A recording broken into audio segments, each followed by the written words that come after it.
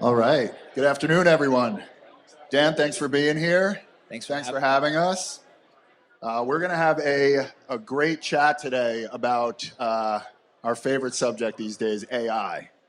Obviously, AI has become such an important part of the advertising industry, from operational efficiencies to personalization to performance optimizations, and in the creative industry, even creative formation and personalization there as well. So for the particulars of this chat, we're going to concentrate on the creative side. So we're going to talk about the AI as it pertains to creators and also the creative process. So Dan, why don't you tell us a little bit about your take? Yes. So AI is going to change the creative business a lot, right? And the name of our talk is Old is New and New is Old, and AI will make it worse. But I think that I'm not going to come to an innovation conference and really talk a lot of trash about AI, because it is amazing. So you really can't do anything without AI these days, and you really kind of shouldn't. But if we're going to embrace AI, right, we first have to acknowledge that we are living in what I call recycle culture, and using AI is going to accelerate this trend, and it could kill, original thinking, right, and creativity as we normally define it.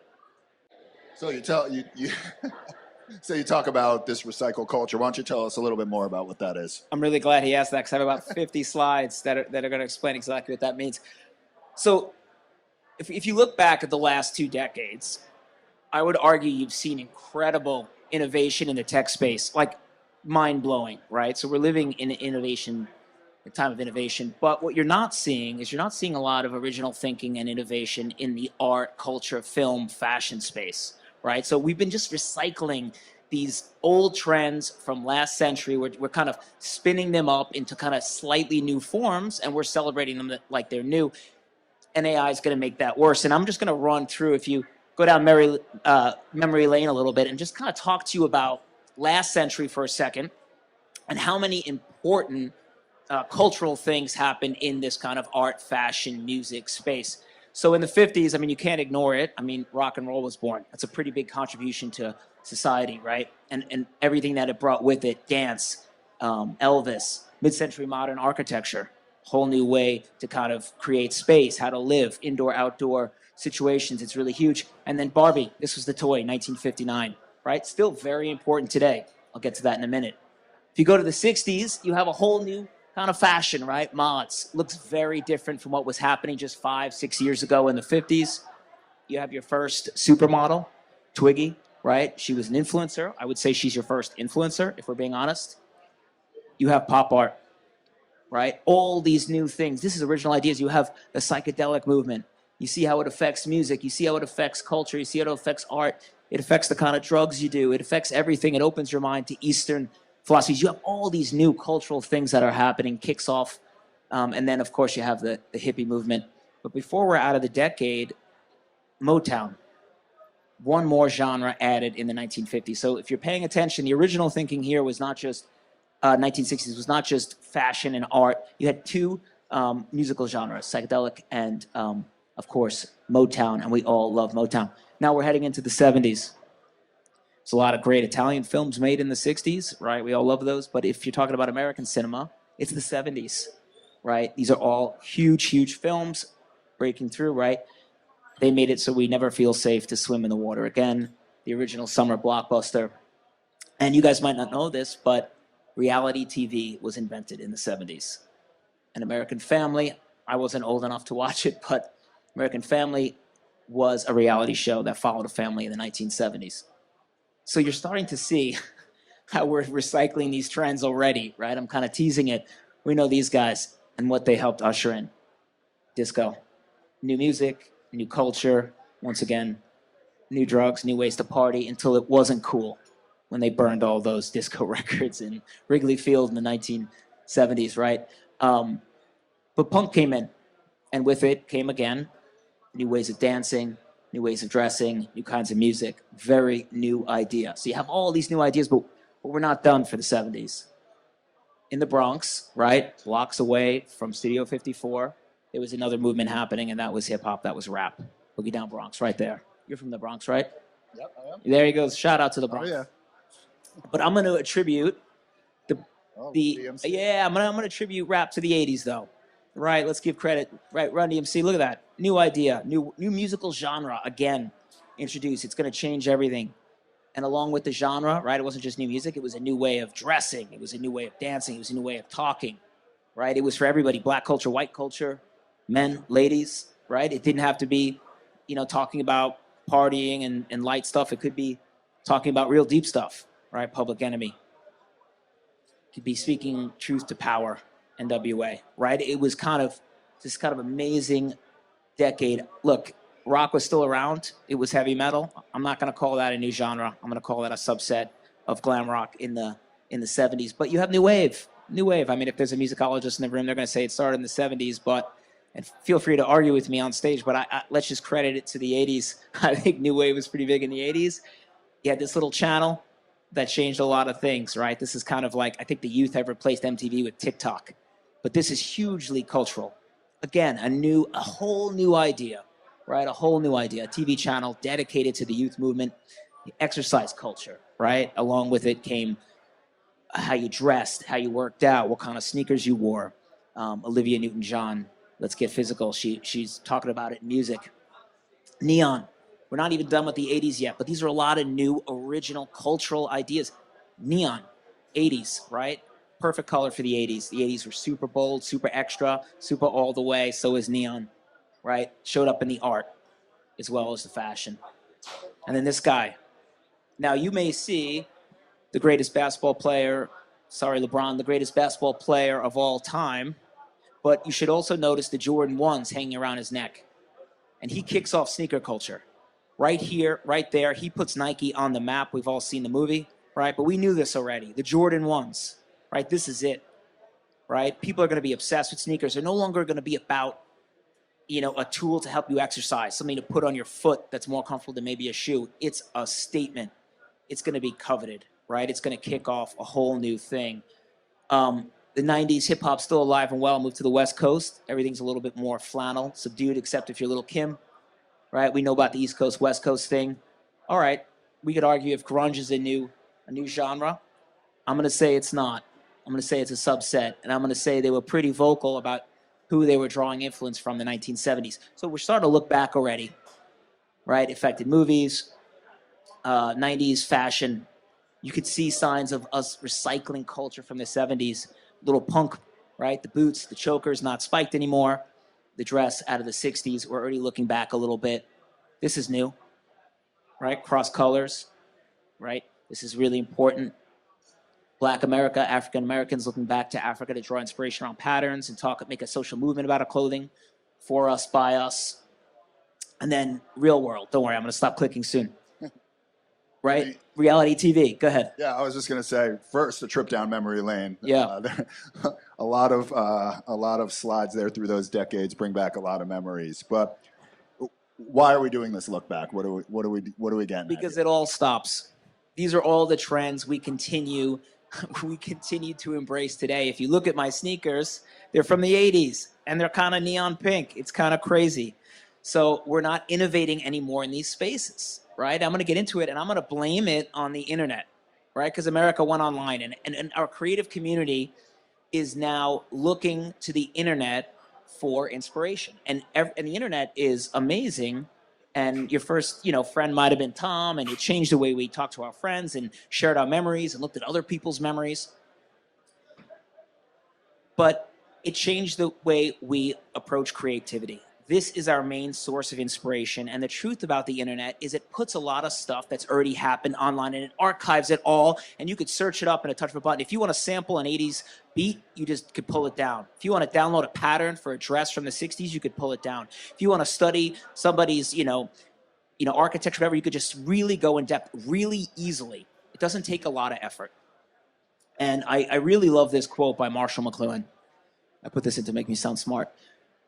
First, we build the tools, and then they build us. And this is exactly what's happened to the creative community, right? We built this incredible boom in technology, and the way we kind of interact with people has affected how we create. And we are now a product of the tools we built.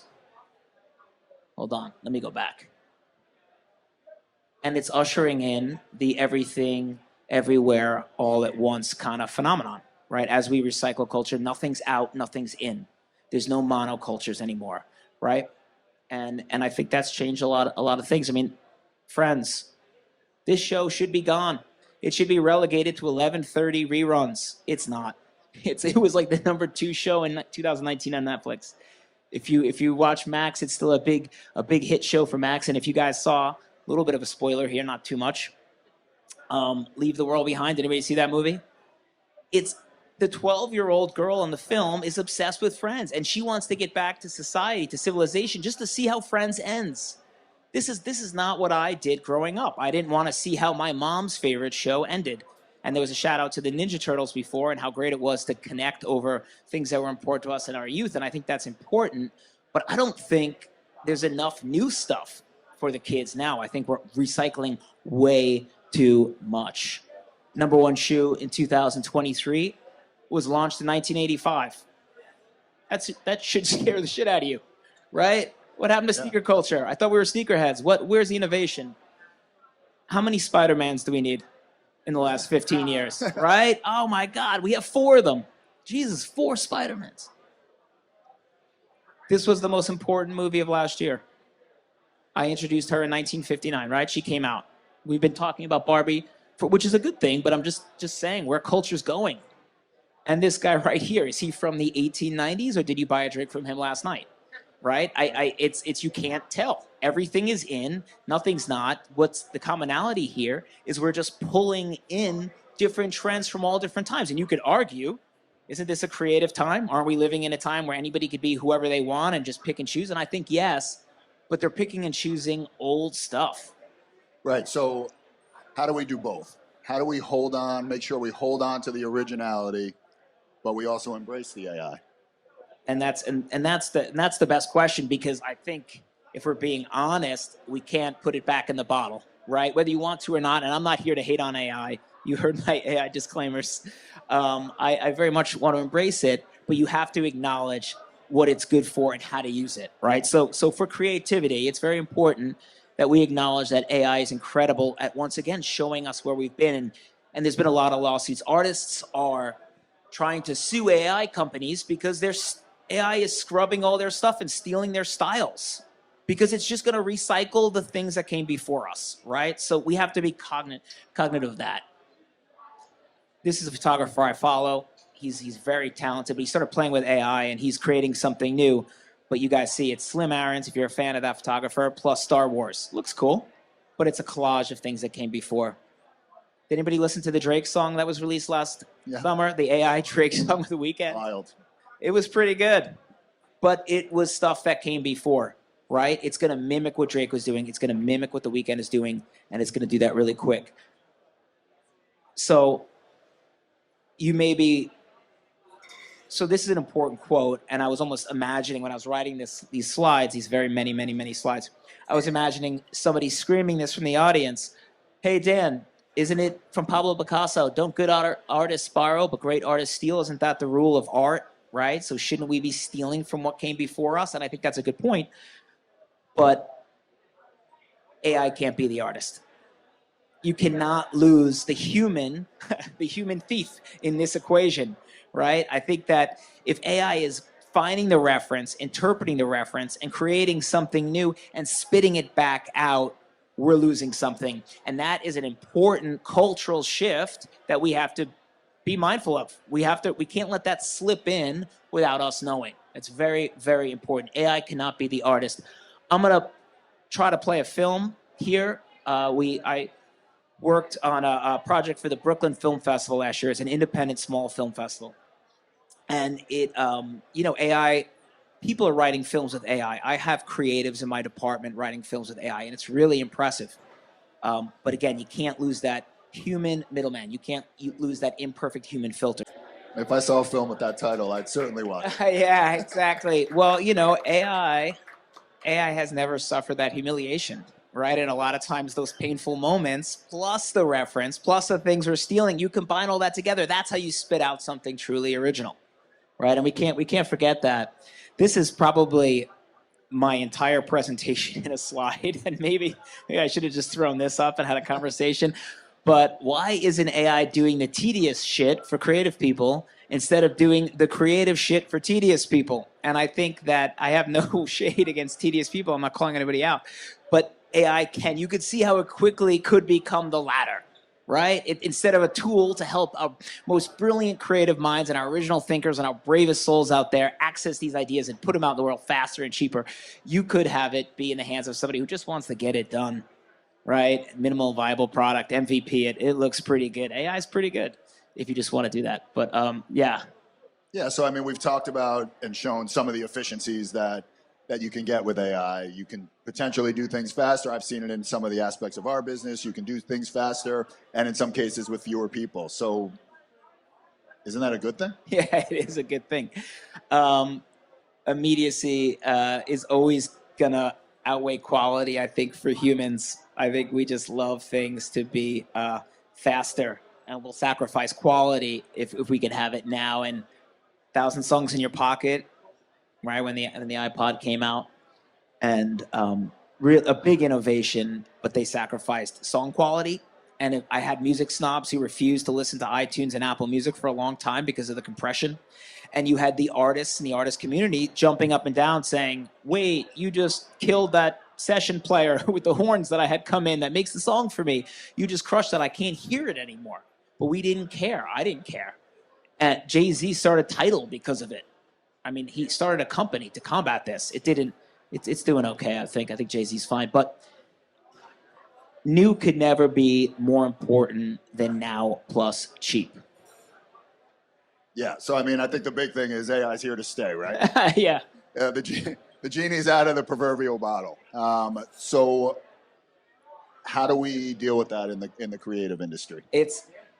You get me on stage and you kind of try to get an audience to believe in the power of creativity. And if you see this quote by Scott Galloway, I don't know if there's any Scott Galloway fans in the audience. I think he's here this weekend. But he said something pretty smart. He said AI will be the Ozempic for the business world. And you guys see it already, right? Wait a minute. So you're saying that we could do twice as much or 10 times, 100 times as much for a tenth of the price without having to deal with a creative pain in the ass. And we could pretty much guarantee that I think conversation's over. And you could see how that's going to affect not just the creative business, but all businesses, right? I don't think we're talking about how AI is going to affect the business community. I don't think we're being honest with ourselves or maybe with our employees, and that's probably a good thing. But I do think it's going to have ramifications on how many people you have on staff, you know? And I'm lucky. So part of my title, I'm the Chief Creative Officer of Havas. But part of my title is co-CEO. So I work for a company who realizes the power of creativity and realizes the power of creativity in this time. And realizing that it's not just going to be, I mean, we're going to get to this medium layer pretty fast, right? AI is going to raise the level of of people who aren't the best creatives. But it's not going to be able to top the best creatives using AI or the best creative minds, and not just advertising, music, whatever you're doing. If you put the best creative minds and you still listen to them and you give them a seat at the table and you don't kind of put them to the wayside because they're too expensive or they're trying stuff that makes you uncomfortable, then we'll get back to original ideas. So I think that's really important.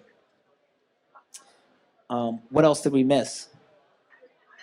Anybody have any questions? I think we covered a lot of it. I think our goal was to finish with enough time to open up this really popular topic to questions from the audience. So let's go. They didn't think I would do 200 slides in 30 minutes. I think we did. That was impressive. I will say, when I first saw the deck, I was like, wow, that's a lot of I'm happy to go back to any of it. But if we spent through it. We went through the decades pretty quickly, and I'm sure that brought back a lot for a lot of people in the room, but definitely want to open it up to questions for Dan. Hi, I'm Max. I work for Suzy. My question for you is, you talked about how AI is doing the creative shit for tedious people. How would you like AI? Like, what are the tedious things that you want it to do for creative people? I think that it saves a lot of time, right? I mean, I'm I'm gonna get real specific to what I do. If you're in Photoshop, like generative fill is amazing, right? If you're a junior art director and it's 11 p.m. and you're trying to fill out a deck and you just can't find the right photo that's horizontal, everything you find is vertical, and you got to Photoshop the rest of this background in. It's a nightmare. I've been there. Now you just general fill it, just whoop. So that's great. So I think whenever it's a tool to enhance creativity, I think that's great. I think that when it stops being the tool and it starts being the creative element, I think that's bad. There's a lot of really fantastic uses of AI that's going to save you time. And what about your business, right? I mean, you have AI is going to impact your business a lot. We're using it in a ton of different ways, and it's the same thing. I think that we're starting to see. We have a creative agency within Undertone as well, and we're still being creative in the creation of the ads. But what we're using it for is the personalization. So now we're not versioning 1,000 of something. We're versioning the main messaging, and then we're using AI to do the versioning of Joe in Boston is seeing this ad, and Chris in Austin is seeing this version, and the weather is 80 degrees in Florida, and they're getting certain messaging, and so we're utilizing it in a very smart way as well, where it's making things faster for the creative folks. They don't have to work as hard on that tedious stuff, but they still have the wherewithal for the vision and for the creative process. I'm afraid it's going to affect the production end of our business. Right now, a company hires you. You're going to make a film for them. You fly a crew out to LA. You hire their crew. It costs a lot of money, takes a lot of time, right? And what you get some brilliant minds who are going to help you bring that vision to life. But I'm afraid, though, that a lot of people are going to say, well, why can't we just type in what you want in Runway and just air it?